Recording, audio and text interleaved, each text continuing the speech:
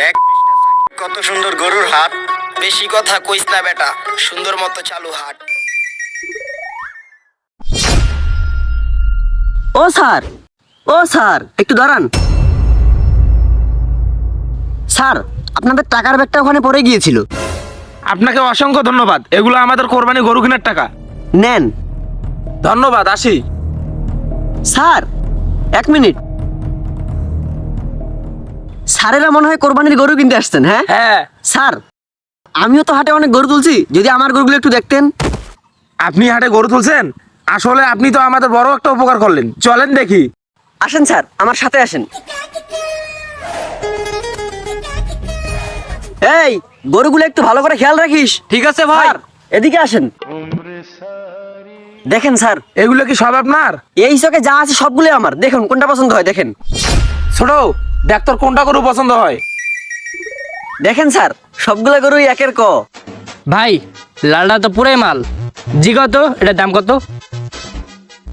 ভাই, এটার দাম কত? লালটা? হ্যাঁ, লালটা। এইটা তো ভাই মালের গরু, একদম জায়গায় হাত দিছেন, বুঝছেন ভাই? এইটা তো 1,80,000 বেশি, কিন্তু আপনাদের সাথে তো পরিচিত, হ্যাঁ? আপনি 1,50,000 দিয়েন ভাই, যান। আর কোনো কথাই কইেন না। ছেলেটা তো দাম বেশি যাবে না, ও আমার 30,000 টাকার বান্ডিল পেয়ে আমাকে দিয়ে দিছি। আচ্ছা ঠিক আছে ভাই, আপনার সাথে তো দামাদামি করা যায় না, আপনি তো আমার পরিচিত লোক। আচ্ছা ঠিক আছে, আর 5,000 টাকা কমাই রাখেন। কি যে বলেন না ভাই। আচ্ছা ঠিক আছে, আর 2,000 টাকা বাড়াই দেন। এই গরুটা বাইরে বাড়ি করে দে। আচ্ছা ঠিক আছে। দেন, টাকাটা দেন। শোন, মাইকটা কিন্তু করা হয়েছে, বুঝছস?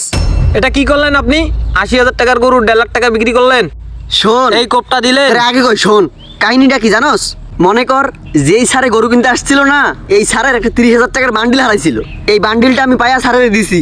স্যার তো আমার উপরে বেজায় খুশি। স্যারের সম্পূর্ণ বিশ্বাস এখন আমার উপরে পড়ছে। পরে আমি স্যারের গেলাম, স্যার আমার তো গরু আছে, আমি গরু হাটে তুলছি। স্যার আমার সাথে আসলো, আইসা দেখলো।